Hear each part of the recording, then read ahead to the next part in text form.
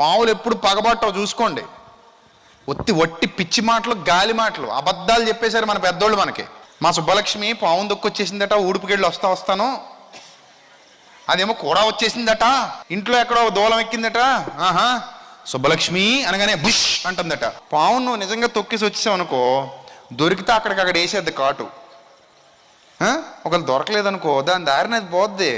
అంత మైండ్లో పెట్టేసుకుని దానికట నువ్వు దొరకపోతేనట ఎన్ని రోజులు టైం అండి దానికి? 6 నెలలట వెతుకుద్దట. ఈ 6 నెలల్లో దొరకకుండా నీకు ఏ కోవైటో దుబాయ్ వెళ్ళిపోయావు అనుకో, అటు తిరిగి ఇటు తిరిగి దొరకలేదని ఏం చేస్తుందట, ఒక బండ దగ్గరికి వెళ్ళట, ఈ తలకాయన ఆ బండకేసి పటా పటా పటా కొట్టుకున్నట సుబ్బలక్ష్మిని తలుసుకుంటూ చచ్చిపోద్దట. దిక్కుమాలిన చెత్త కథలు, పనికిమాలిన కథలు. పనికిమాలిన కథలు అన్నీ నేర్పారు తప్ప మంచి నేర్పలేదు సమాజానికి.